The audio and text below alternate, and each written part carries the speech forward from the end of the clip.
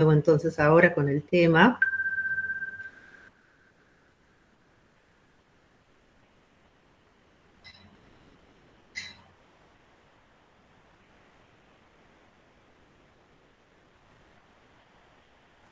Pero nos vamos para atrás.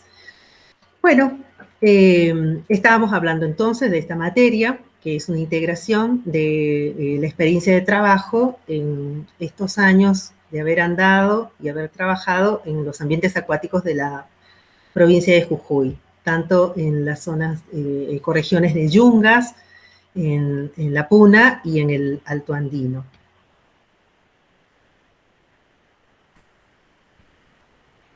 Y nuevamente voy a activar el puntero, así vemos mejor. Y bueno, habíamos estado hablando entonces que la limnología es una rama de la ecología, que estamos hablando del estudio de los ecosistemas acuáticos continentales. De este modo se nos viene entonces a la mente los lagos, las lagunas, los ríos, que tenemos en la provincia de Jujuy. Entonces es el estudio de estos ambientes y las interacciones que existen entre los organismos, y estas interacciones son las que determinan su abundancia y su distribución. Algunos autores dan además algunas otras interpretaciones, como esa de Cole, que dice que se puede describir como la oceanografía de las aguas interiores o la oceanografía de los lagos.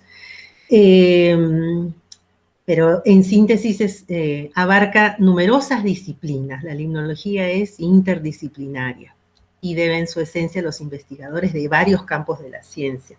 ¿Qué campos? Por ejemplo, la geología, la química, ¿sí? La biología, la hidrología y así. Ahora, es muy importante también la parte social, las ciencias sociales. ¿Por qué? Porque el hombre forma parte de todo ese sistema. Ya no podemos hablar de los ambientes acuáticos per se solos, sino que el hombre actúa como parte de ese ecosistema.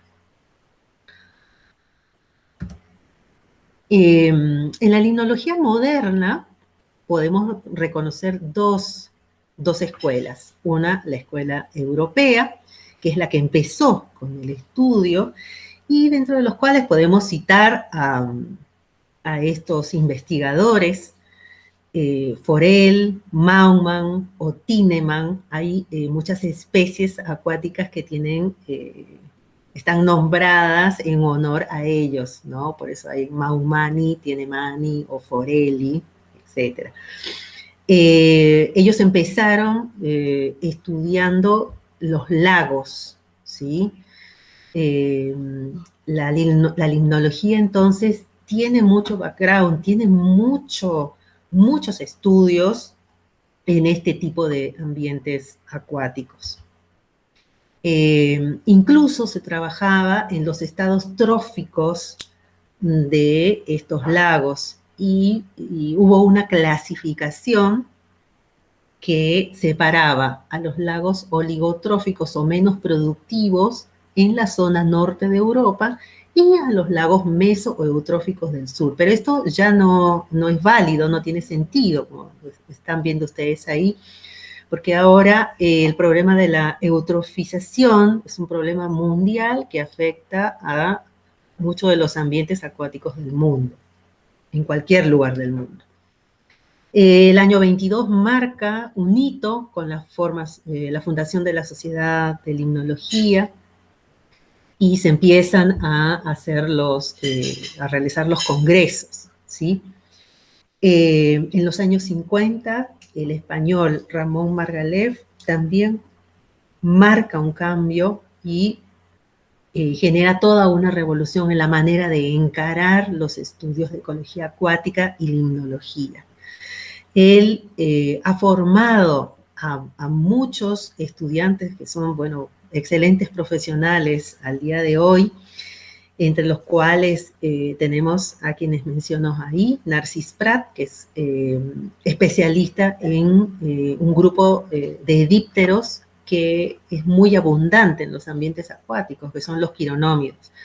Narcís Prat aparte es un limnólogo excelente con un dominio ampliamente reconocido en la comunidad científica. Y bueno, nosotros hemos tenido el honor de que él evalúe y colabore en un catálogo de quironómidos que estamos por sacar en cualquier momento. Así que él hizo la revisión, la última revisión taxonómica, con lo cual a nosotros nos deja tranquilos de que las cosas se han hecho bien. Otro es Joan Armengol y Julia Toja. Julia Toja también, excelente. Nosotros la trajimos hace un par de años para que dicte un curso de posgrado sobre ambientes acuáticos. Tiene una persona que tiene muchísima experiencia. Todos ellos son discípulos de Ramón Margalef. La verdad que él marcó un hito en el desarrollo de la ciencia europea.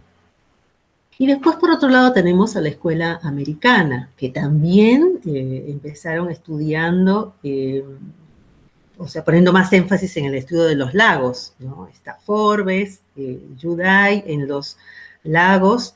Estos investigadores utilizaban al lago, lo veían como un ecosistema y como un microcosmos, es decir, que todas las funciones y el metabolismo ocurría ahí, como un gran experimento, ¿sí?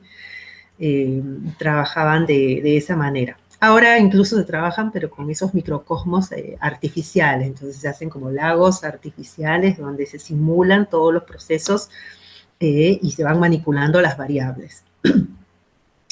Entre estos investigadores, Hutchinson también es muy reconocido, también personas que formaron cohortes de ecólogos y de limnólogos que han hecho grandes aportes.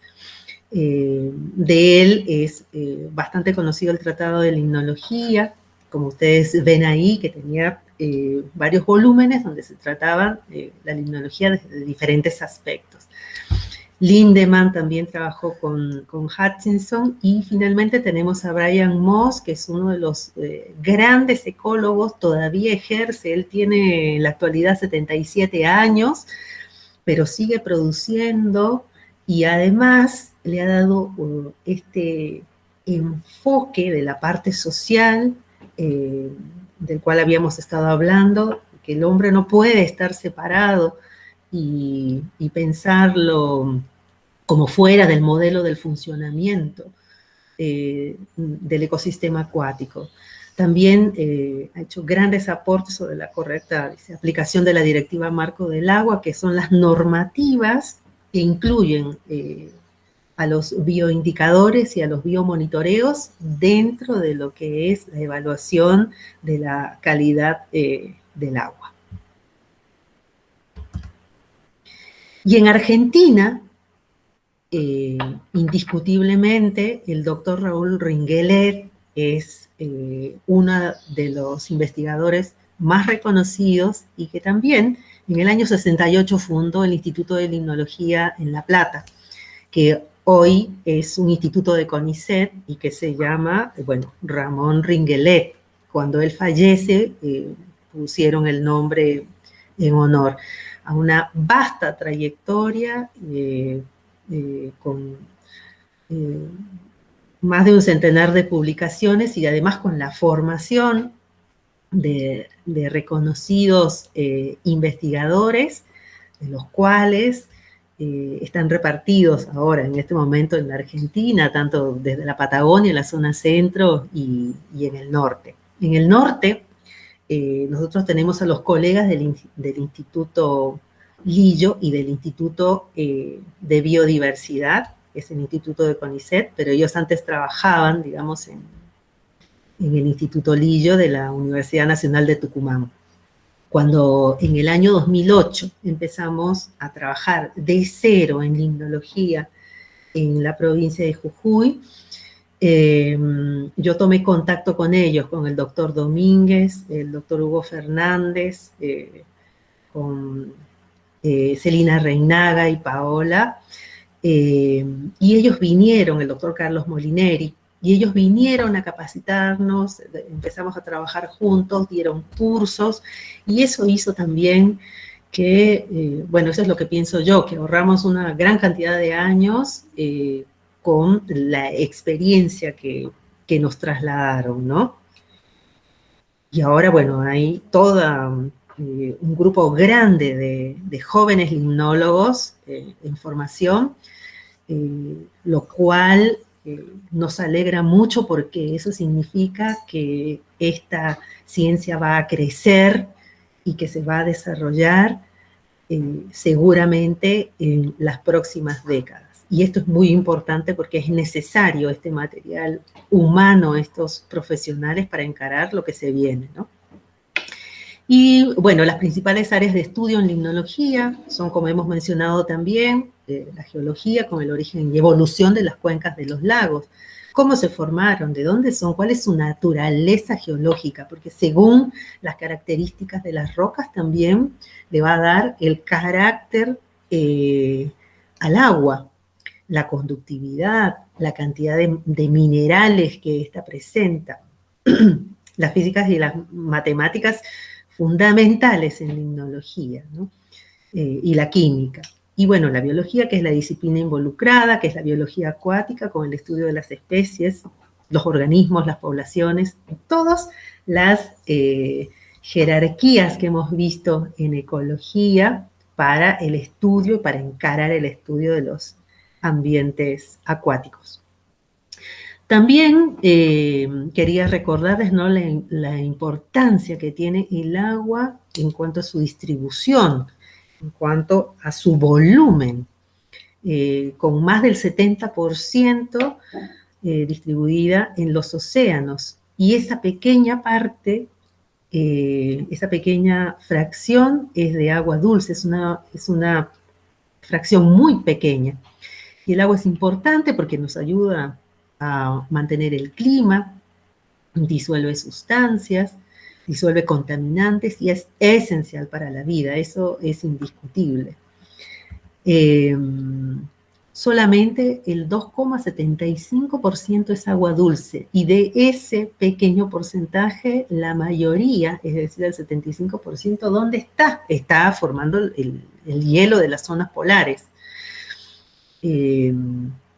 Así que bueno, eso es como para que tengamos en cuenta el orden de magnitud de lo que estamos hablando, ¿no? La limnología estudia las aguas dulces, entonces estamos hablando de ese pequeño porcentaje, pero que es muy importante. Es un recurso renovable porque se recicla continuamente mediante el ciclo hidrológico del agua. Y bueno, en este cuadrito, para reafirmar esto que acabamos de decir, el mayor porcentaje en los océanos y el resto, ese mínimo resto en las aguas dulces. Pero ahora, en estos ambientes acuáticos, los organismos están, digamos, centrados a lo que ocurre dentro de la columna de agua. De ahí toman el oxígeno y de ahí toman el alimento para su desarrollo. Entonces, es importante conocer y para comprender cómo, digamos, influye la naturaleza de la estructura de este ambiente en las comunidades de organismos acuáticos que viven en él. El ambiente acuático se compone de un medio físico y de las comunidades de organismos, ¿no? Entonces, componentes abióticos y componentes bióticos. Y esta es una foto precisamente de ese lugar donde empezó esta historia de la limnología para nosotros, en el río Perico, que les mencioné que empezamos a trabajar con Nati Politi, ella con el pato de los torrentes y con el mirlo de agua, y nosotros con los invertebrados, la oferta de alimento para esas aves. Entonces, si vamos a ver el escenario donde transcurre toda esta historia, el escenario es el medio físico, que le da la estructura, el medio físico y químico que le da la estructura a estos ambientes, donde es muy importante estos parámetros, la temperatura, que regula absolutamente a las especies que toleran o no toleran los cambios de esta temperatura. Nosotros tenemos y conocemos ya especies de aguas frías y especies de aguas más cálidas, o especies tolerantes que tienen un rango, una amplitud bastante grande. La transparencia del agua, que es importante para dejar el paso de la energía solar, para que se puedan desarrollar las comunidades que dependen y que hacen fotosíntesis, por ejemplo. La velocidad del agua, también otro parámetro muy importante. No es lo mismo una zona torrentosa, correntosa, a una zona más tranquila y quieta que permite la deposición del sedimento que viene en el agua. El caudal, también muy relacionado con la velocidad del agua, muy relacionado con la pendiente. En los ríos de montaña de Jujuy, nosotros tenemos un régimen de lluvias en el verano y de sequía en el invierno y en el comienzo de la primavera. Entonces, las comunidades de organismos acuáticos están reguladas y adaptadas a esa sucesión y a esa perturbación anual del creciente a través de la lluvia, de la creciente y del arrastre de los sedimentos que vienen con toda esa masa de agua en los meses de verano y en las semanas pico, donde los ríos crecen, que crecen mucho. El oxígeno disuelto también es otra de las variables que regula y que es muy importante en este medio. Y la presencia de estos nutrientes minerales de origen orgánico y de origen inorgánico, como el carbono, nitrógeno y el fósforo, que si se encuentran en abundancia, también pueden originar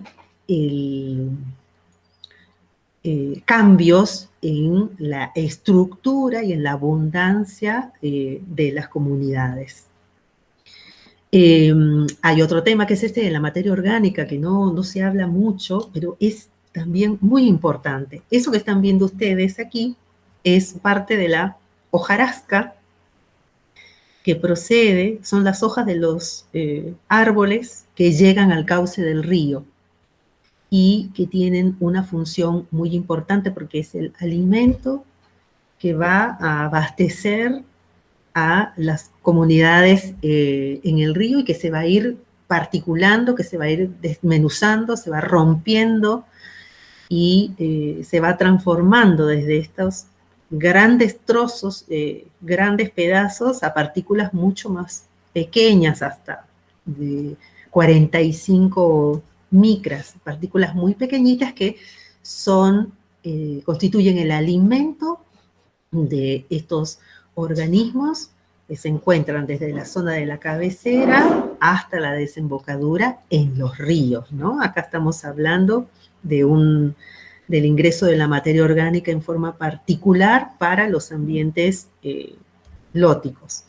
A través de este proceso, en el cual la productividad, la producción primaria en estos ambientes acuáticos, en los ríos en particular, se puede dar de dos maneras, ¿no? Con esa hojarasca que cae, que proviene del bosque, que es un material alóctono y que constituye el alimento para estos organismos, que son los trituradores de hojas. Por eso, en la composición, en la estructura de las comunidades de la parte de las cabeceras, de las partes altas de los ríos, hay una fracción importante que está compuesta por estos organismos trituradores, ¿sí?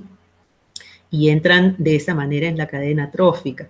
Ahora, esta materia orgánica que es grande, que se va fragmentando, se transforma en materia orgánica particulada, digamos, gruesa, hasta materia orgánica particulada fina, para poder ser aprovechada también por otros organismos que se alimentan de esas partículas pequeñas, que son recolectores o detritívoros de partículas finas.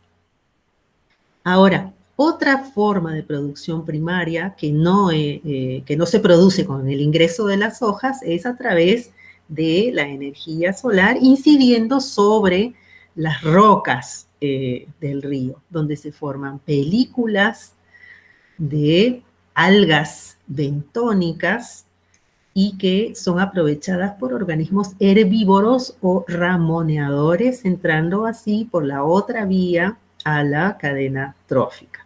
Entonces, ven ustedes que es muy importante este tema de la materia orgánica y como proveedora de alimento, de nutrientes que van a ser trasladados desde la zona de la cabecera hasta la desembocadura. Así que el material ese es aprovechado a lo largo de ese gradiente de condiciones físicas y químicas que ofrece el río. En los ambientes acuáticos en general nosotros tenemos comunidades de organismos, ¿sí? Las podemos agrupar entre las más conocidas, las más abundantes. Encontramos el plancton, después las plantas vasculares, el bentos y el necto. Vamos a ir rápidamente viendo, repasando de qué estamos hablando. El plancton entonces comprende estos organismos microscópicos. Aquí tenemos que trabajar con el microscopio, ¿sí? Flotan en el agua, no tienen movimiento propio, generalmente están asociados a las capas más superficiales, ¿sí? Necesita el plancton, el fitoplancton en particular, necesita la energía solar. Entonces los vamos a encontrar en toda esa columna de agua que tiene la influencia de la radiación. Cuando hemos trabajado en los diques, en la zona de los diques, tuvimos que estandarizar bien la metodología del muestreo, porque resulta que andábamos buscando un organismo en particular, pero que migraba desde la zona superior, dependiendo de la hora del día, dependiendo de la estación del año y de la cantidad de radiación que haya, migraba desde la zona superficial a un metro más abajo. Entonces, hay a veces algunos errores que se cometen directamente en el muestreo, donde se toma la muestra en un lugar equivocado, ¿sí? Si yo muestreo en la zona superficial y la capa, la biomasa de organismos microscópicos está un poco más en la profundidad, no voy a tener el dato preciso de lo que está ocurriendo ahí, ¿verdad? Por eso hay que conocer y hay que hacer un muestreo previo para identificar dónde está la densidad de estos organismos. Entonces tomamos muestras en un rango de un metro y medio, entonces en la superficie a 50 centímetros, a 1 metro y a 1,5 metros. Y ahí nos dimos cuenta cuál era la distancia para muestrear en esa situación. Entonces ahí vamos a encontrar una serie de algas, ¿no? Algas verde-azules, dice cianobacterias, por ejemplo, este grupo que estamos viendo.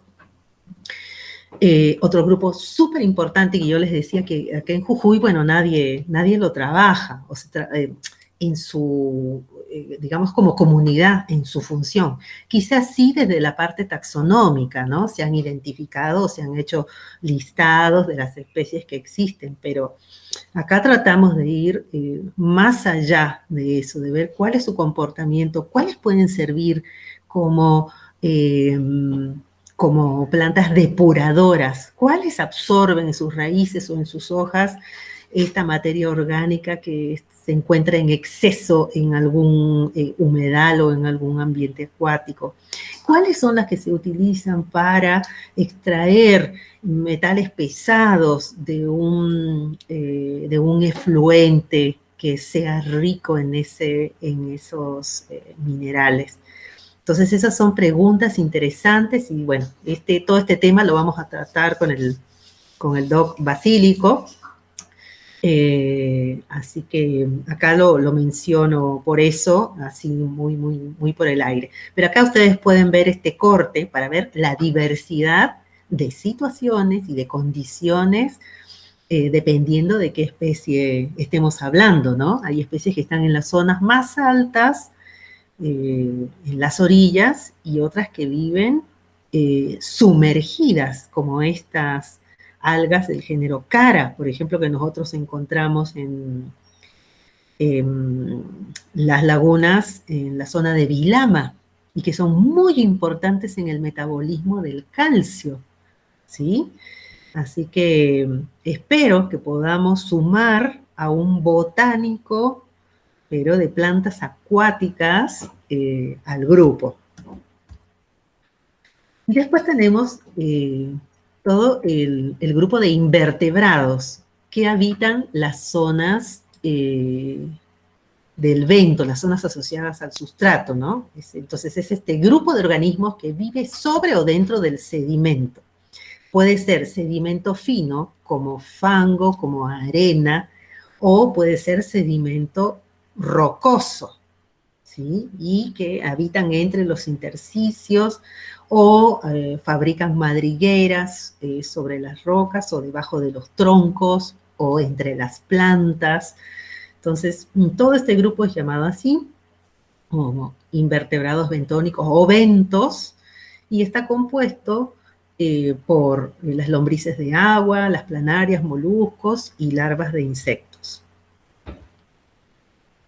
Otro grupo también donde es un nicho vacío en Jujuy para estudiar es el tema de los peces. Entonces, este grupo lo llamamos nécton. Son organismos grandes, más grandes que el plancton, con capacidad de locomoción propia y eficiente. La mayoría son peces y unos pocos invertebrados. Esperamos también que aparezca el año pasado, creo, o en este grupo de ecología alguien manifestó interés por los peces. Bueno, imagínense, toda la variedad, no se sabe nada, ¿no? Acá hay mucha gente que gusta de la pesca y que digamos, el hecho de conocer y de ir y ver los lugares donde se realiza esta actividad, digamos, tocan como de costadito el hecho de conocer otras especies, pero la verdad que no, en Jujuy, nosotros solamente nos hemos encontrado en la zona altoandina unos bagres que son pequeñitos, que lo identificamos con un colega de Tucumán también que es especialista, pero en ese tipo de peces nada más, ¿sí? Pero acá esperamos que también podamos encontrar a alguien que se anime a entrar en ese tema. El ecosistema acuático, entonces, lo dividimos en dos grandes categorías: los ambientes continentales, que son los ecosistemas de agua dulce, que son los que a nosotros nos interesan en el desarrollo de esta materia. Pueden ser lénticos o de aguas quietas, ¿sí? Y dentro de los ambientes lénticos tenemos a los sistemas lacustres, que son los que permiten la navegación, es decir, que tienen una masa hídrica importante, son lagos profundos, como por ejemplo el lago Titicaca, ¿sí? O los lagos del sur de la Patagonia. Ahí sí tenemos, en general en Jujuy tenemos sistemas palustres con masa hídrica baja, de baja profundidad, se les dice también ambientes someros, ¿sí? Cuando ustedes escuchen o vean, dice shallow waters, eso es somero, shallow es de poca profundidad. Entonces están hablando de las lagunas, como las que nosotros tenemos en la Puna. Estos ambientes lentos, sí. Yo tenía una duda. ¿Sí? Las lagunas de Yala, ¿en qué entrarían? Son sistemas Porque palustres, baja profundidad. yo escuché que eran re profundas, eso me habían contado, que eran muy No, no, profundas no. o tantas. No, mira, es que desde la superficie uno como que no puede, digamos, no puedes medir la magnitud, ¿no? Uno como que no tiene idea de la magnitud. Además, qué es profundo y qué no, en base a qué Claro, parámetro. Bueno, ahí con el profe Francisco Córdoba, que es geólogo, hemos trabajado. Ellos hacen su trabajo de paleolimnología y bueno, nosotros hacemos las comunidades actuales. Y las lagunas no pasan de los 6 metros, 7 metros cuando están llenas, ¿no? Y ahora, cuando está son, baja, son no bastante. llegan a los 4 metros. Entonces, eso es Ajá, somero. bien.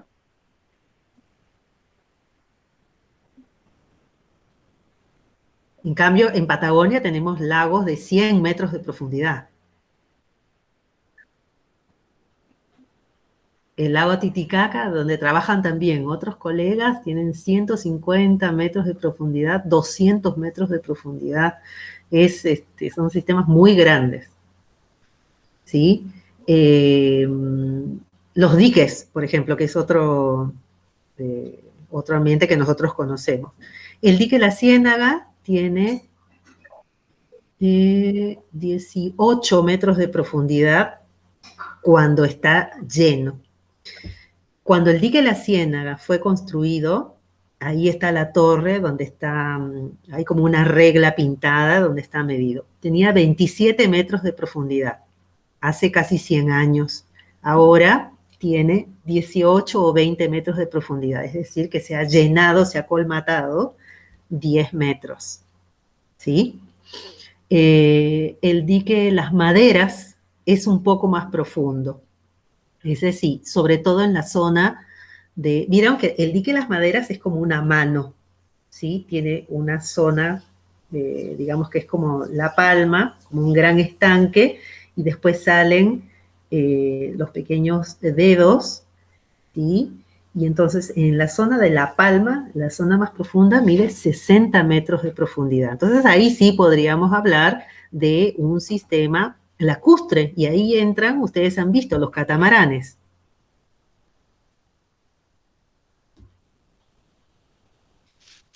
Profe, Sí, en muchos trabajos vi que habla de embalses. ¿Eso hace sí, referencia a los diques? claro. O... Los embalses son sistemas hechos por el hombre, ¿sí? Donde se ha construido o el dique en sí es una pared, es un muro, una muralla que contiene el agua que puede venir de un río cercano o que puede ser agua que es traída de otro lugar. Eso ya lo vamos a ver. El sistema de los diques de Jujuy pertenece a una combinación de fuentes de agua. Vienen tanto de los ríos cercanos como desde distancias tan lejanas como 30 o más de 30 kilómetros. Ustedes saben que sobre el Río Grande, en Los Molinos, hay un dique. Es un dique derivador. Desde ahí se lleva agua hasta el dique La Ciénaga y el dique Las Maderas. Entonces, el agua se transporta a gran distancia, en este caso con un objetivo, ¿no? Eso fue diseñado con el objetivo de almacenar agua para la producción agrícola de toda la zona de los valles. Y eso fue pensado en el siglo pasado, hace un siglo. Entonces, con toda esa proyección, ¿no? Son esas obras grandes, mega, con mucha proyección a futuro. Lo mismo, no sé si ustedes han ido a Reyes, deben conocer Reyes, y han visto que hay unos caños, que incluso alguno lo habrá subido, y nos podríamos preguntar, ¿no? ¿Y ese caño a dónde viene? ¿Para qué? ¿De dónde viene? Sabemos que hay una central hidroeléctrica, entonces sabemos que hay agua, que la traen y la llevan ahí arriba para que aprovechar la caída física y que pueda generar la energía en la turbina que está en la central que está abajo. Y esa es toda una obra también que fue diseñada el siglo pasado, y el otro día hemos ido hasta la naciente de donde toman el agua. Entonces, toda esa es una obra hecha por el hombre, ¿no? Bueno, ahí me fui porque eso no es embalse. Lo que me habías preguntado era si los embalses eran los diques. Sí, es así. Entonces, nosotros tenemos sistemas lacustres y palustres en la provincia. Si nosotros hiciéramos un corte, ahora vamos a hablar todo de léntico nada más. Si hacemos un corte transversal y yo tengo que este es el lago o la laguna, y yo hago un corte, entonces veo que característicamente voy a encontrar una forma de cubeta que puede estar bien centrado, que puede estar desplazada a uno u otro lado. Eso todo depende de la naturaleza, de su origen, pero es un corte que nos muestra esa forma de contenedor, ¿no? Las moléculas de agua no se mueven en una dirección y el ciclo metabólico se cierra y se completa ahí dentro de esa cubeta. Estos ambientes acuáticos, con el paso del tiempo, de un tiempo muy largo, van a sufrir un proceso de sucesión en donde ese lago o laguna se va a ir llenando, se va a ir colmatando hasta convertirse en un pantano, suelo emergido con vegetales. Entonces, pero esto sucede en un tiempo muy largo. Ahora, por efectos de la eutrofización, se puede acelerar y se puede entonces transformar una laguna en un pantano o en una zona vegetada. Entonces, por eso las labores de prevención del manejo de sedimentos, del manejo del metabolismo de la materia orgánica dentro de esa cubeta es muy importante. Porque imagínense si todos los organismos que se desarrollan, todas las poblaciones que se desarrollan y mueren, van a terminar indefectiblemente al fondo, y por eso se va llenando de materia orgánica y de sedimentos, si hay mucha erosión alrededor, y con la lluvia también se van arrastrando partículas de sedimento. Entonces esa cubeta se va llenando, ¿sí? Y ese proceso se puede acelerar. Como, bueno, yo les estoy contando lo que está pasando, por ejemplo, en la Ciénaga, que en el lapso de esos años se ha ido llenando y va perdiendo su capacidad y su funcionalidad. Después entran máquinas y sacan fango y lo llevan para afuera, pero ya todo eso es también una inversión y un gasto que quizá podría prevenirse. Eso lo vamos a ver con mayor detalle cuando hablemos de qué es lo que pasa con este sistema de diques. Lo que están viendo acá, bueno, es su profe cuando era joven, y esta es una laguna de origen, originada por un terremoto, digamos, por un sismo. Es una laguna profunda, de aguas transparentes y de un carácter oligotrófico. Y esto que está acá son árboles de queñuas, que también los podemos observar en nuestra provincia, ¿no? Esto es en la Cordillera Blanca, son lagos de origen glacial. Y esta foto que está aquí es de las lagunas de Yala, desde el cerro, uno de los cerros que está al frente. Acá tenemos una vista de paisaje, que es otra cosa que si nosotros estuviéramos parados en la orilla, no podemos apreciar, ni entender, ni comprender cómo funciona, cómo están relacionadas entre sí y cómo están relacionadas con la vegetación. Y acá estamos viendo la vegetación que no es nativa, también, ¿no? Quizá en el verano, cuando está todo verde, no se observa el cambio. Pero todo lo que pasa acá afuera va a repercutir y va a influenciar en lo que sucede dentro de ese ambiente acuático, porque todo, la lluvia va a arrastrar y va a lavar, y los sedimentos o las sustancias, si se realiza agricultura, van a caer directamente a la laguna. Esta es la laguna de Saguadero, esta es Rodeo, que es donde está esa confitería, el hotel, y esta es Comedero, donde está la vivienda o la oficina de los guardaparques.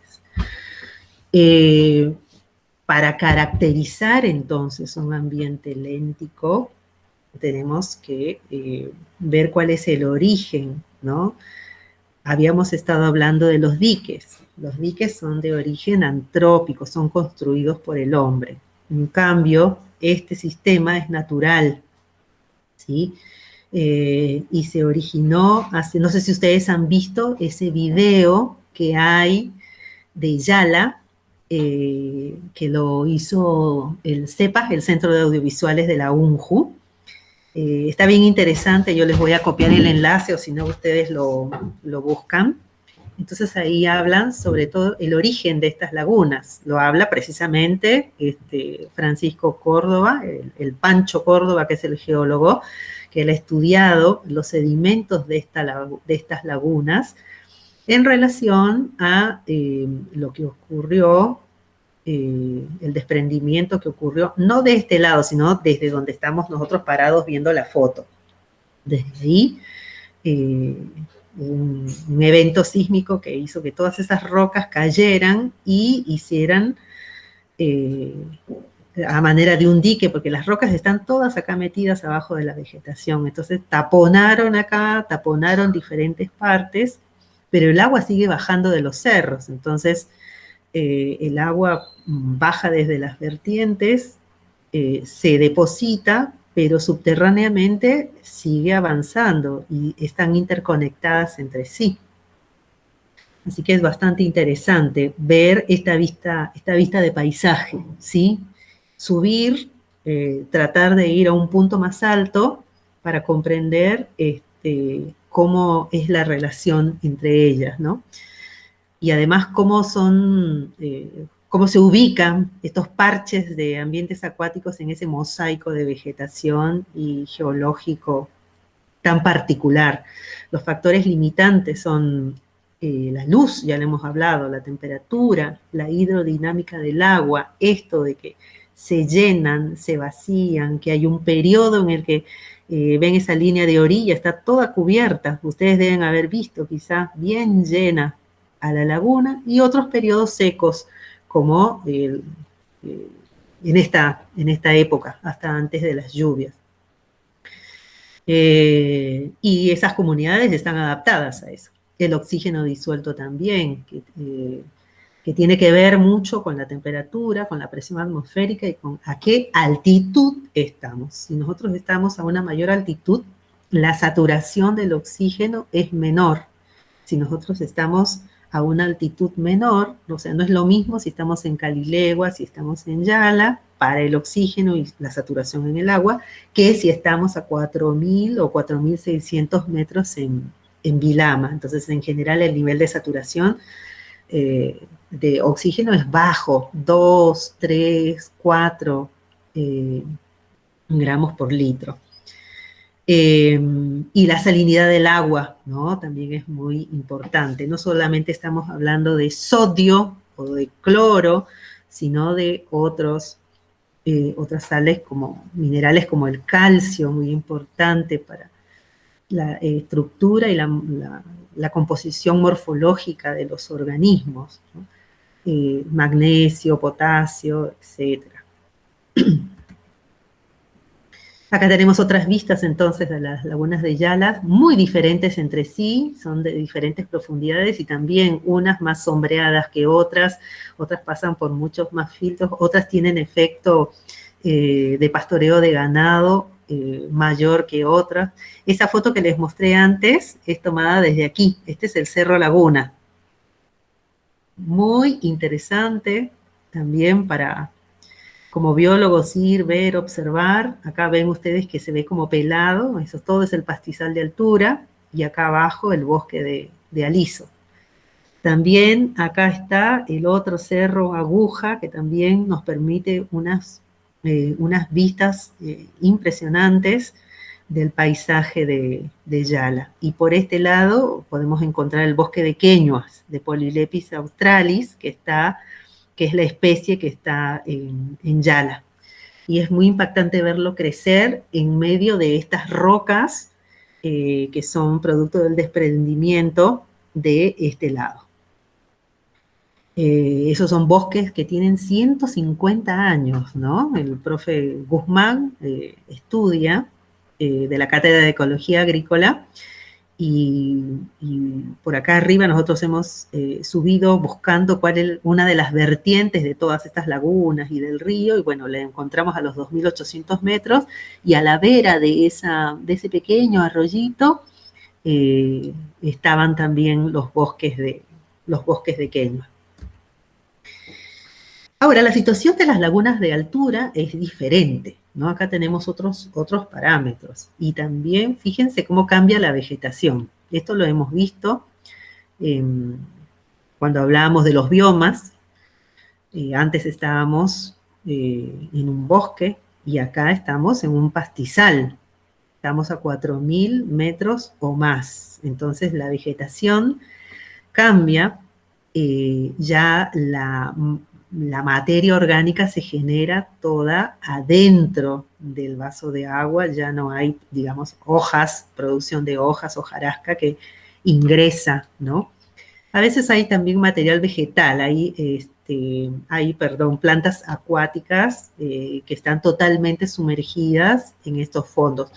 Como son ambientes someros, la energía solar llega hasta el fondo y entonces permite que se cubra como una alfombra de pastos, pero que son acuáticos, ¿sí? Que están ahí adentro. No todas lo tienen, ¿no? Todo depende también de la naturaleza, de la salinidad que tenga el agua, entre otros componentes. Entonces, acá estamos hablando de condiciones ambientales extremas, todo extremo, baja concentración de oxígeno, amplitud térmica en el día, o sea, podemos empezar con una capa congelada y después derretida con 20 grados, y eso es muy grande, variaciones muy grandes de temperatura. Entonces, esos organismos están adaptados a esto. Bajas temperaturas en la noche, ¿sí? Nivel de congelación. Cuando estábamos en Vilama, nosotros nos fuimos en una camioneta de la universidad y bueno, se nos quedaban las botellas de agua que uno tomaba adentro de la camioneta y al día siguiente estaba todo congelado, o sea, imagínense. Durísimo el clima. La altitud es muy alta. Recuerden que no hablamos de altura, sino de altitud, ¿sí? Es el término correcto, metros sobre el nivel del mar. Alta radiación ultravioleta. Entonces, por ejemplo, los organismos del plancton generan un pigmento que les sirve como protección contra esta alta radiación. Así que los vemos, nosotros pasamos la red y los vemos de color rojo.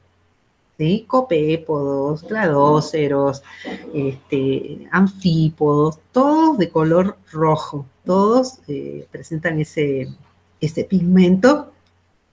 Hay presión alta, hay alta salinidad y también presencia de metales pesados de origen natural. No es que alguien vino y contaminó, sino que la geología está relacionada a los volcanes. Y entonces en las rocas hay, por ejemplo, arsénico en forma natural.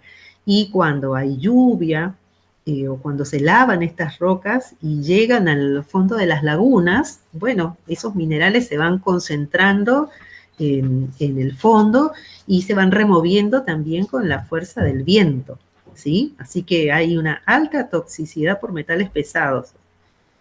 pero esos organismos están acostumbrados, están adaptados. Después tenemos aguas someras, poco profundas y escasa vegetación, ¿sí? Eso es como para caracterizar este tipo de... Entonces, no tiene nada que ver las lagunas de Yala con estas lagunas de Vilama, ¿no? Totalmente diferente. En esas lagunas de altura crecen organismos bastante resistentes como estos estromatolitos, estos que son consignados como los primeros organismos vivos, que son los que estuvieron hace 3.500 o 4.000 millones de años como los primeros organismos vivientes. Y si hacemos un análisis en el microscopio electrónico, vamos a ver capas que están compuestas por minerales, por diatomeas y por bacterias, ¿sí? Formando este aspecto como de piedras, pero son organismos vivos. Y esto es en Salta, en Socompa. Este es Eugenia Farías, que ella estudia esos organismos de altura. Y en el mundo, los estromatolitos vivos se encuentran al nivel del mar. Por ejemplo, en México hay una zona muy conocida donde se encuentran, en Australia también, pero en la zona de la Puna, en Argentina, es uno de los pocos lugares donde existen. Y a esto yo puedo sumar que también tenemos registros de fósiles de estromatolitos en la zona de Maimará, ¿sí? Ahí en la Paleta del Pintor, ahí podemos ver vestigios de lo que fue el mar interior de hace 60 millones de años. El trabajo lo hizo un colega de Tucumán, y entonces lo podemos ver a estos estromatolitos en esa pared, junto con huellas de dinosaurios, huellas de aves acuáticas, de orilla, restos de moluscos, etcétera, ¿no? La evidencia fósil de lo que fue ese ambiente hace millones de años y que nosotros ahora, o sea, ni por asomo podríamos relacionar a Maimará con el mar, ¿no? Pero bueno, la historia geológica es muy grande y nosotros estamos en un momentito nada más de ella. Acá hay otras fotos de ambientes acuáticos de Vilama. Esto es de allá arriba, en Rinconada, a 4.600 metros, son diferentes, ahí se trabajó. Miren, en vez de las vacas que nosotros vemos alrededor de los diques, aquí están las llamas, ¿no? Y el equipo del doctor Córdoba, trabajando en las lagunas.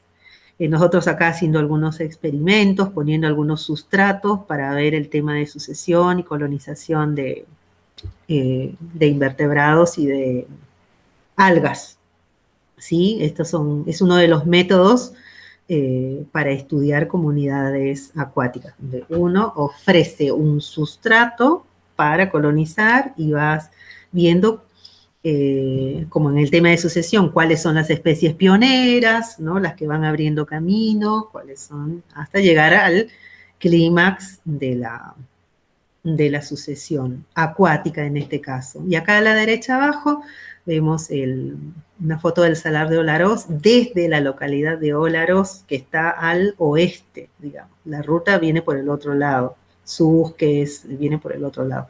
Entonces hay que dar toda la vuelta al salar y subir.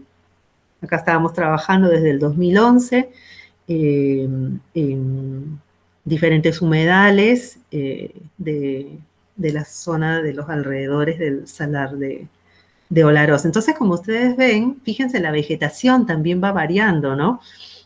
Según sea más abrigado o no el lugar, podremos encontrar, además de los pastos, además del pastizal, mezcladas algunas matas del ambiente de estepa, ¿no? Algunos arbustos de tola, tolilla, ¿sí? Acá sí, no, nada, pero aquí fíjense, en esta quebradita, sí, hay un poquito más de vegetación también mezclada, de estepa con el pastizal.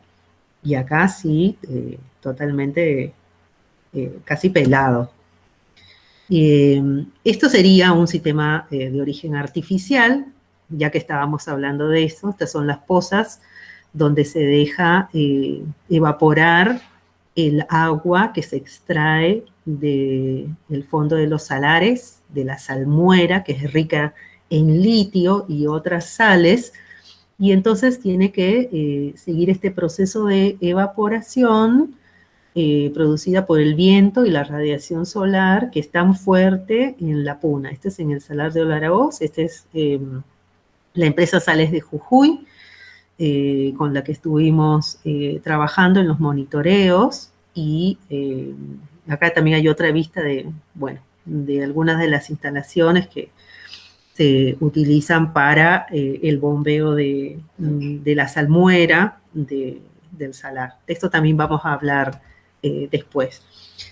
Básicamente, entonces, si hacemos otro corte, vamos a ver las zonas típicas de los ambientes lénticos, una zona superior olimnética, el epilimnio, que está fuertemente influenciada por la energía solar, ¿sí? Entonces, la energía penetra, hay una concentración de oxígeno mayor, que a medida que vamos avanzando en la profundidad va disminuyendo.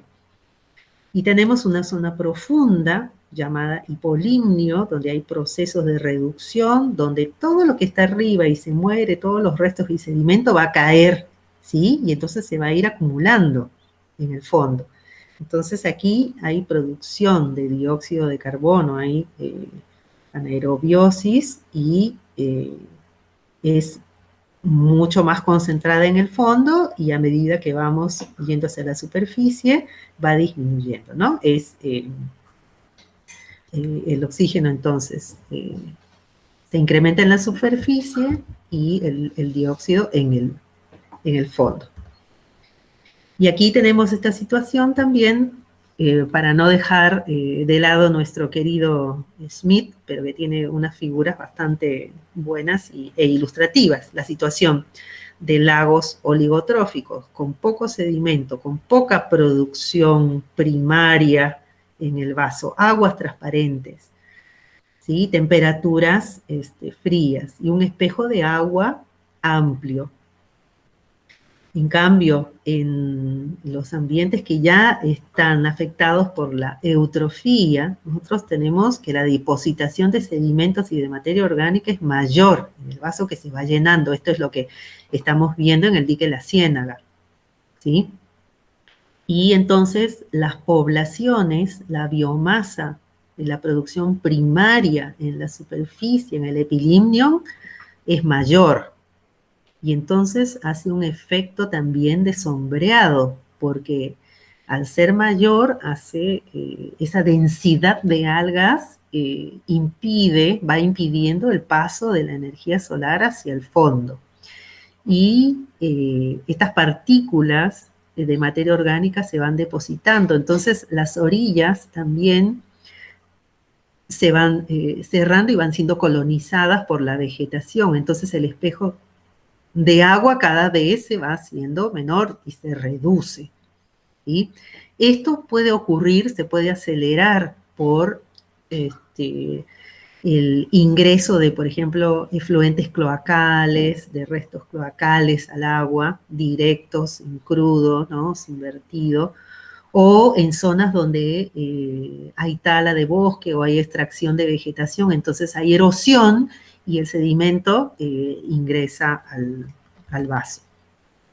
Y este es un cortecito también donde podemos ver nuevamente esa situación superior, de la capa superior del epilimnion, la capa inferior el hipolimnion, y una zona intermedia donde podremos encontrar, según la época del año y según la temperatura y la profundidad, ¿no? Dependiendo de la profundidad del sistema, porque si es un sistema somero, no se va a formar la termóclina porque la temperatura va a ser similar en la superficie y en el fondo. Pero cuando estamos hablando de un sistema mucho más profundo, sí es posible que en el verano, por ejemplo, podamos encontrar este descenso brusco de la temperatura o la termóclina, ya que la temperatura mayor va a estar solamente en la superficie, las aguas más cálidas que están bajo la influencia de la radiación solar. Y a medida que vamos entrando en profundidad, vamos a observar, si vamos midiendo nosotros, vamos a encontrar que la temperatura va a disminuir hasta hacerse estable, hasta los 4 grados.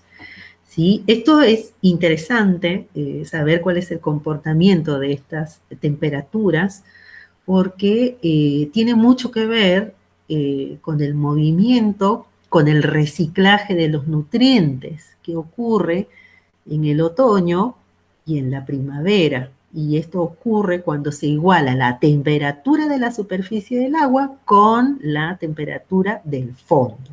¿Sí? Aquí está esquematizado con 4, ¿no? 4 grados a lo largo de todo el perfil. En el verano no sucede eso, no hay remoción ni hay movimiento de la columna de agua porque tenemos esa estratificación de las cuales les había hablado, ¿no? Donde el agua con temperatura mayor está en la superficie y con temperatura menor está en el fondo. Entonces no se mueve, solo se estratifica. Y en el invierno pasa algo similar, porque tenemos una capa de hielo con aguas superiores con temperaturas de 2, 1, 2 grados y que se van haciendo mayores hacia el fondo hasta llegar a la estabilidad de los 4 grados centígrados. Entonces acá también hay una estratificación y no hay una remoción de nutrientes. La remoción de nutrientes ocurre entonces solamente en el otoño y en la primavera. Y esto es importante saberlo porque es la época entonces donde nosotros sabemos de que lo que se encuentra, los nutrientes que se encuentran en el fondo van a fertilizar la columna de agua, ¿no? Para labores de manejo es importante saber qué tipo de lago es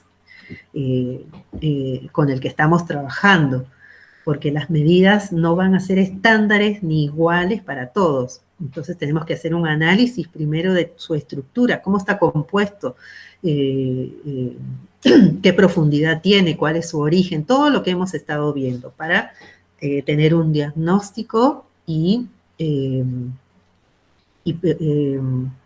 procurar la sugerencia para su manejo. Y bueno, acá era viendo un poquito más sobre algunas algas verdes que podemos encontrar, por ejemplo, estas son del dique Las Maderas y del dique La Ciénaga, ¿no? Estas son algas verdes. Esto es ya en Olaroz, donde hay otro tipo de algas, las diatomeas, esto que parece una hoja, en realidad es una alga unicelular y que tiene toda esa capa de sílice bien ornamentada, en este caso, que tiene esa forma de hojita o tienen estas rayitas, esos puntos, estas estructuras como canales que les sirven para su desplazamiento y son caracteres taxonómicos para la determinación de las especies, ¿no? Esto es parte de la tesis de lo que está trabajando Tania. Hay otros grupos, bueno, por ejemplo, los dinoflagelados, que es con lo que estábamos trabajando en el dique La Ciénaga, ahí está, porque hubo una mortandad de peces y entonces se hablaba de que había contaminación por plaguicidas, etcétera, pero no, lo que ocurría era que determinamos que se trataba de este organismo que había tenido un florecimiento, una explosión en su población y entonces había causado la pérdida de oxígeno en el dique. Este Ceratium furcoides, también registrado por primera vez para la provincia, y es una especie exótica que viene desde Brasil, bajando por el río Paraná, y que se está dispersando por toda la Argentina, por Sudamérica. Bueno, entonces podemos encontrar también dinoflagelados y acá hay otro tipo de diatomeas, de algas diatomeas y otras algas. Bueno, este es otro grupo también que es común en los ambientes acuáticos, en los diques, los hemos estudiado mucho, en lagunas de Yala también se encuentra y son los rotíferos. ¿Ustedes en diversidad 1 han visto estos grupos? ¿En diversidad vegetal, en diversidad animal? Sí, en Sí, bioanimal. uno. Rotíferos, sí. Diversidad uno también. Sí. Y Bueno, sí, sí. bueno, bien. Entonces tienen idea de lo que estamos hablando, ¿no? ¿Y alguno de ustedes está llevando ahora artrópodos? Sí, Profe, yo hice artículos. pero ahora dijeron que no la van a dictar. La dictan el año que Ah, viene. claro, claro. Bueno, el año pasado a nosotros nos convino porque los chicos que llevaron limno llevaron también artrópodos. Y entonces, para la parte de insectos acuáticos, vino bárbaro, ¿no? Bueno, no importa, nosotros lo vamos a repasar ahora con láminas, con bibliografía, lo vamos a ver. Ahora va a ser al revés, porque mira, ahora no vamos a poderlos ver con la lupa, pero los vamos a poder estudiar a través de las claves, de las guías, ¿no? Bueno, este es otro grupo muy importante de productores secundarios, y son los rotíferos, ¿no? Tienen todos esos cilios, y todas estas son especies de los diques.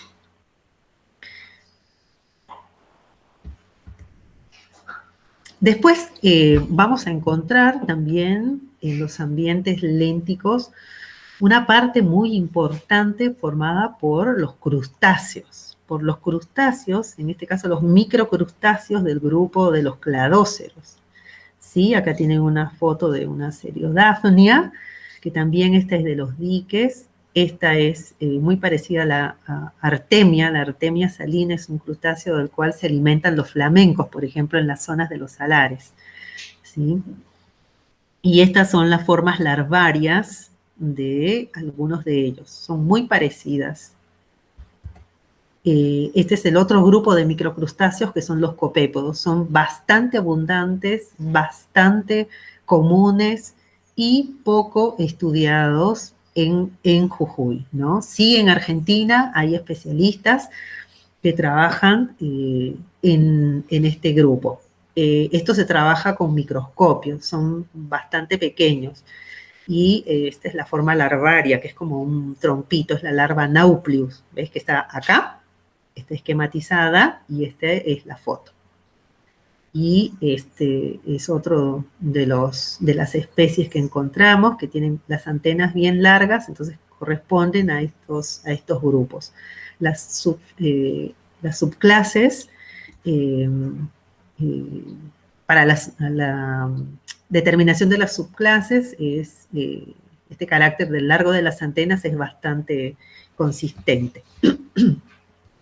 Y este grupo muy interesante, estos sí ya son un poquitito más grandes, miden 1 centímetro más o menos, es el grupo de los anfípodos, las famosas hialelas.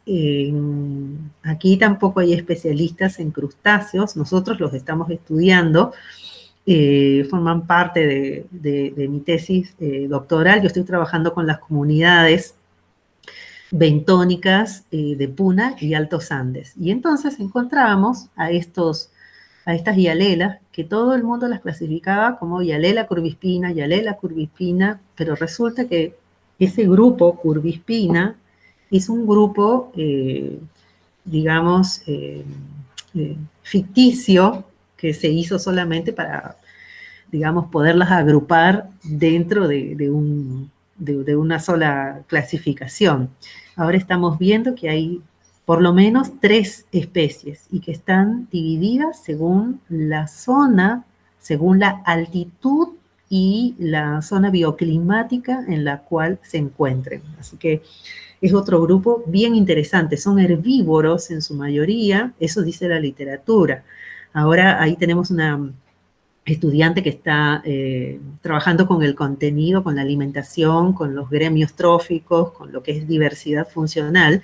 Entonces ella analiza el contenido del estómago para ver de qué se alimentan. Nos hemos encontrado con algunas sorpresas pensando de organismos recolectores o herbívoros, resulta que son depredadores. ¿Por qué? Porque toda la bibliografía que nos viene para la clasificación en gremios tróficos viene de Norteamérica y hay que generar la información local, porque incluso lo que nosotros encontramos en las zonas más altas, la forma de alimentación difiere en las zonas más bajas. Así que, y nos dan información complementaria a la diversidad taxonómica. Enriquece y, digamos, enriquece el conocimiento y además también a veces las métricas de diversidad nos dan una información, pero ocultan otra, que queda en evidencia a través del estudio del contenido alimentario. Y bueno, acá tenemos a todos los insectos bentónicos, las formas larvarias en su mayoría son acuáticas, pero en sus formas adultas son formas aladas, formas voladoras, ¿sí? Por ejemplo, están los efemerópteros. Imagínense, esta es la larva totalmente distinta a el adulto alado. En este grupo, por ejemplo, la larva tiene una vida larga y el adulto solamente 1, 2 o 3 días donde cumple donde se reproduce y muere. Este es otro grupo, los plecópteros, donde también, miren, las formas aladas son totalmente diferentes. Y estas son las libélulas, ¿no? Están acá. Totalmente distintos, son especies carnívoras, perdón, son predadores de otros invertebrados, pero en su vida alada se alimentan de otra forma. Este es otro grupo que a nadie le gustaba estudiar, el grupo de las larvas, las formas larvarias de los dípteros, en particular de este grupo, que son los quironómidos, hasta que apareció Elena Torrejón, se enamoró de los quironómidos y empezó a estudiarlos. Entonces, lo que antes aparecía aquí en Jujuy, en las listas, en los checklists, como quironómide, empezó a transformarse en las 3 o 4 subfamilias de quironómide y ahora se ha transformado en 40 especies o morfotipos de quironómidos. Así que ven ustedes que todavía hay muchísimo por hacer. Y bueno, los peces, que ya les había comentado, entonces, que es otro grupo muy importante, muy interesante, pero para nosotros totalmente desconocido, ¿no? Y ahí está, mira, Facu, este es del año que ustedes estuvieron en la cursada, que ahí veo, está en la foto, estudiando, ven el color del agua, y ahí está el disco de Secchi, que es uno de los instrumentos para ver el tema de la turbidez. Ya lo vamos a ver más adelante. Estas son fotos, pero este es de la cursada de ecología, no es de...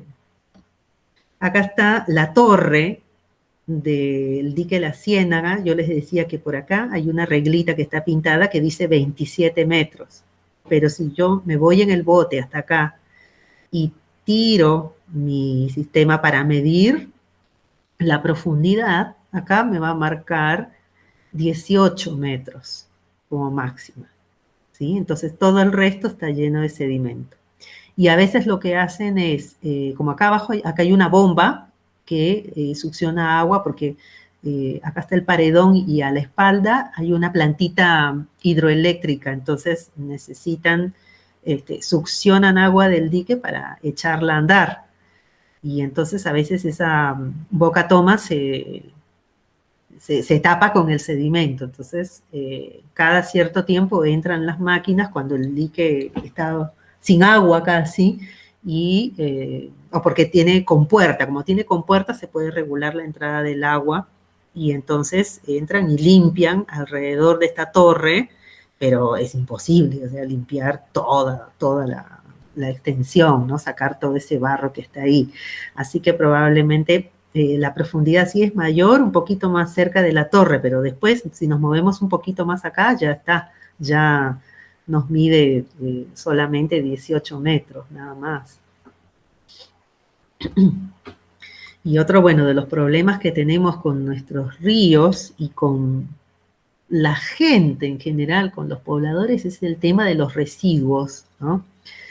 Es impresionante. Bueno, esta foto es de antes de la construcción de la obra del Parque Lineal, ¿sí? Esto es el año 2000, sí, ahí dice 2016. Al año siguiente ya se empezó a construir, o todavía esta parte no la habían tocado. Ustedes deben recordar cómo era todo lo que pasaba ahí. Y bueno, nosotros nos acordamos muy bien porque éramos de los pocos que trabajábamos en ese cauce, era un basural, una cloaca terrible, ¿no? Pero digamos, ¿esto por qué sucede? ¿Esto por qué ocurre, no? Esto lo podríamos manejar. Son varias de las preguntas que nos vamos a hacer. Y esto, bueno, es el mismo lugar, pero después ya por lo menos los residuos sólidos no están y se han canalizado muchos de los efluentes que se vertían dentro del cauce.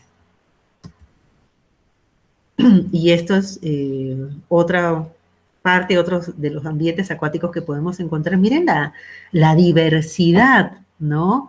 En un área relativamente pequeña tenemos este tipo de lagunas que son bastante someras, rodeadas por estos cerros o de arena o de piedras. Esto también denota toda los movimientos geológicos que han habido en esos lugares, o estos ríos, estos arroyos con estos barrancos. Todas estas piedras son de origen volcánico, son las ignimbritas, y nosotros desde este lugar podemos ver el volcán Granada. O estas vegas, con estos arroyos de vegas que son también totalmente distintas y con una calidad de agua, con una conductividad que nos hace pensar en aguas prístinas. Esto está al pie de una de las montañas, de los cerros, el Cerro Salle, que es, digamos, la esponja desde donde parten por todos sus caras una serie de vertientes que son las que van a formar algunas de las lagunas que están viendo. Y esta es la laguna más grande, la laguna de Vilama, pero esta laguna ya se está convirtiendo en un salar. Tiene alta concentración de sales y hay partes en las que ya se puede caminar, digamos, encima, ¿no? Así como las salinas grandes, así. Y este es otro, es la cuenca vecina a las salinas grandes. Está el volcán Tuxtla, toda esa cuenca del volcán Tuxtla de aguas. El río Tuxtla se inicia de vertientes y tiene un alto contenido de arsénico natural en el agua. Estas son otras vertientes que vienen de las paredes del frente, digamos, del volcán, y tienen una conductividad mucho menor y ya no tienen arsénico en su composición. La vegetación de vega y la vegetación de pastizal, ¿no? Entonces es un mosaico en el que la matriz es el pastizal y los parches están compuestos por estas vegas que afloran y que están relacionadas con estos afloramientos de agua, una vegetación muy particular y que también genera una heterogeneidad de hábitats que hace que la diversidad y que la riqueza de especies en estos lugares sea mayor que en las del río en sí. ¿Sí? Este es otro tema también que quizá vayamos a ver, que es el tema de los residuos cloacales. Y esto pasa en todas las poblaciones que se encuentran en la puna, y es un problema bastante grave porque canalizan y tiran los desagües cloacales a Las Vegas o a los salares, porque bueno, no, en este caso les habían hecho una construcción, les habían hecho un sistema de cañerías, ¿cómo se llama? Bueno, de desagües de las casas, pero resulta que no, parece que no hubo una buena previsión en el volumen de agua que iba a recibir la cisterna principal, y bueno, se llenó, se colmató, y entonces rebalsa y sale hacia el humedal más cercano. El problema es en la zona más cercana al vertido, pero después se ve que se diluye y, bueno, son 60 familias las que viven ahí. Ellos antes tenían cada uno un pozo en su casa, pero cuando se construyó el puesto fronterizo, los mudaron desde la zona del cerro, donde estaba el pueblo anteriormente, al otro lado. Y entonces ahí, en un afán de mejorar la condición sanitaria, les hicieron las conexiones de las cloacas, ¿sí? Entonces, ya reemplazaron, digamos, los pozos en cada casa, pero el problema fue que la rama principal, la cañería principal de la cloaca colapsó, y entonces sale todo para afuera. Así que bueno, ahí ese es otro tema interesante también para ver. Y bueno, vamos a quedarnos acá porque ya nos hemos pasado, bueno, nos trasladamos de hora, pero lo que vamos a hacer, a ver, voy a dejar de presentar acá y voy a dejar de grabar.